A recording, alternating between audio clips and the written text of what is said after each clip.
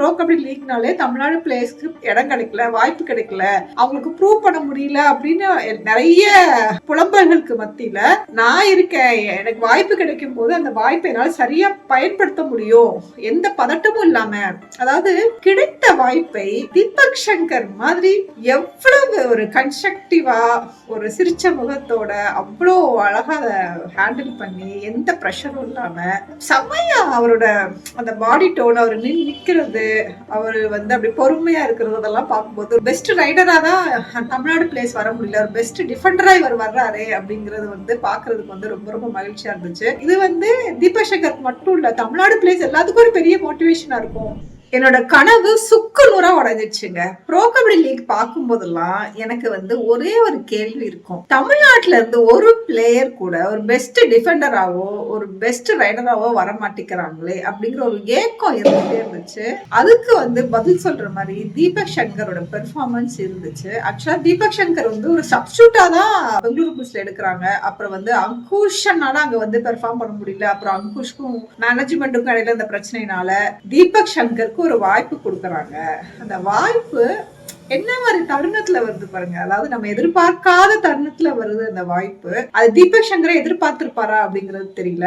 ஆனா கிடைத்த வாய்ப்பை தீபக் சங்கர் மாதிரி எவ்வளவு ஒரு கன்ஸ்ட்ரக்டிவா ஒரு சிரிச்ச முகத்தோட அவ்வளோ அழகா அதை ஹேண்டில் பண்ணி எந்த ப்ரெஷரும் இல்லாம செம்மையா அவரோட அந்த பாடி டோன், அவர் நிக்கிறது, அவர் வந்து அப்படி பொறுமையா இருக்கிறது, அதெல்லாம் பார்க்கும்போது ரொம்ப சந்தோஷமா இருக்கும். அது வந்து ஒரு கொஞ்சம் ரொம்ப குட்டி பையனா இருக்கிறாரு. நம்மளுக்கு ஸ்கிரீன்ல பாக்குறதுக்கு, நேர்ல பார்த்தா எப்படி இருப்பாருன்னு தெரியல. பெரிய பெரிய பிளேஸ் எல்லாம் வந்து பேக் ஹோல்ட் பண்றது, இல்லைன்னா வந்து ஆங்கிள் ஹோல்ட் பண்றது, அதெல்லாம் பார்க்கும்போது வாவ் அப்படின்னு இருந்துச்சு. ஃபர்ஸ்ட் எல்லாம் வந்து நிறைய ஹைஃபைஸ் எல்லாம் எடுப்பாரு. அதெல்லாம் பார்க்க ரொம்ப ரொம்ப சந்தோஷமா இருக்கும். சரி, நம்ம வந்து பெஸ்ட் ரைடரா தான் தமிழ்நாடு பிளேஸ் வர முடியல, ஒரு பெஸ்ட் டிஃபெண்டரா இவர் வர்றாரு அப்படிங்கிறது வந்து பாக்குறதுக்கு வந்து ரொம்ப ரொம்ப மகிழ்ச்சியா இருந்துச்சு. அதுவும் பெங்களூரு புல்ஸ் வந்து தோத்துருவாங்க, ரொம்ப மோசமான பெர்ஃபார்மன்ஸ். ஏன்னா லாஸ்ட் இயர்லாம் பெங்களூரு புல்ஸ் ரொம்ப மோசமா விளையாண்டுட்டு இருந்தாங்க.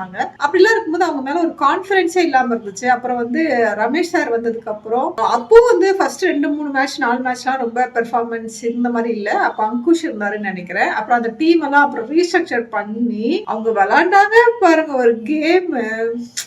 அதுவும் வந்து நம்ம பையன் வந்து சூப்பரா விளையாண்டுருக்கும் போது அவ்வளோ மகிழ்ச்சியா இருந்துச்சு. அவரை வந்து நான் எப்பவுமே வந்து அந்த பெஸ்ட் டிஃபெண்டர்ல பார்க்கும்போது அவர் பெயர் இருந்துட்டே இருந்துச்சு. அப்பெல்லாம் பார்க்கும்போது ஓகே, இந்த தடவை பெஸ்ட் டிஃபெண்டரா தீபக் சங்கர் வருவாரு, கண்டிப்பா வருவாரு. இது வந்து தீபக் சங்கருக்கு மட்டும் இல்ல, தமிழ்நாடு பிளேயர்ஸ் எல்லாத்துக்கும் ஒரு பெரிய மோட்டிவேஷனா இருக்கும். ஏன்னா ப்ரோ கபடி லீக்னாலே தமிழ்நாடு பிளேயர்ஸ்க்கு இடம் கிடைக்கல, வாய்ப்பு கிடைக்கல, அவங்களுக்கு ப்ரூவ் பண்ண முடியல அப்படின்னு நிறைய புலம்பல்களுக்கு மத்தியில நான் இருக்கேன். எனக்கு வாய்ப்பு கிடைக்கும் போது அந்த வாய்ப்பை என்னால் சரியா பயன்படுத்த முடியும், எந்த பதட்டமும் இல்லாம.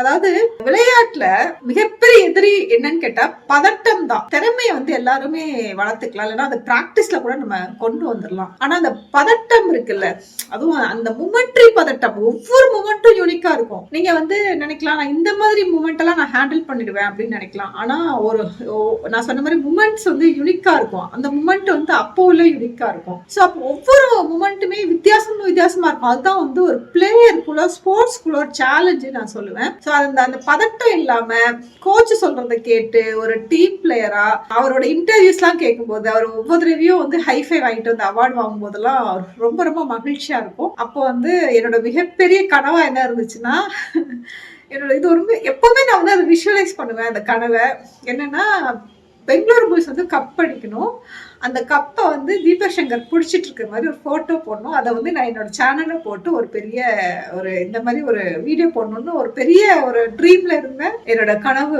சிதைஞ்சிச்சு. நேத்து வந்து பெங்களூரு புல்ஸ் வந்து தோத்துட்டாங்க. அதை எப்படி பாக்குறதுன்னு எனக்கு தெரியல. மேபி இதை வந்து நான் வந்து பேட் லக்லாம் சொல்ல மாட்டேன்.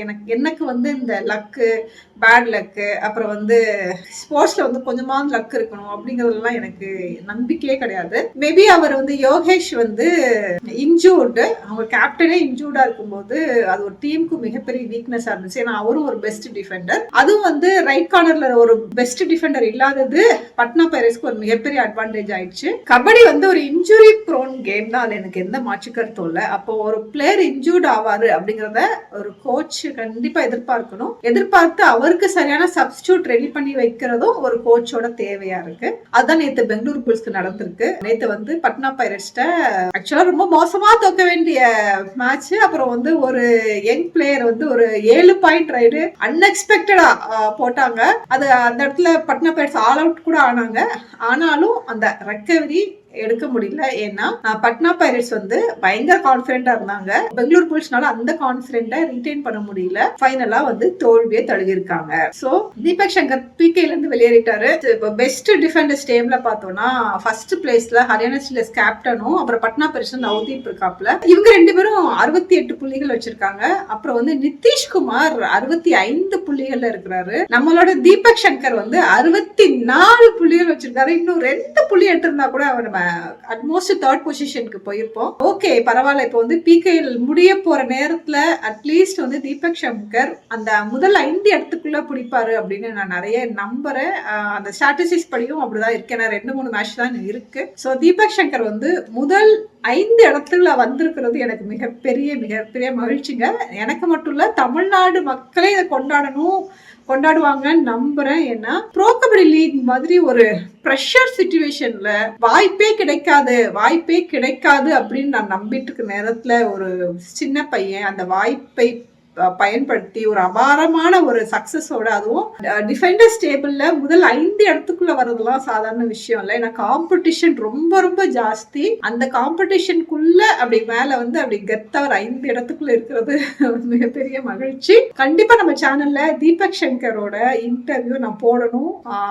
எனக்கு நிறைய கேள்விகள் இருக்கு. அந்த மாதிரி ஒரு யங் பிளேயரை நம்ம நிறைய ப்ரொமோட் பண்ணணும். எகெயின் என்னோட கனவு வந்து சுக்கு நூறாயிடுச்சு. நேத்து பெங்களூர் புல்ஸ் தோத்தது இருந்தா கூட ஸ்போர்ட்ஸ்ல அதெல்லாம் நடக்கிறது தான்.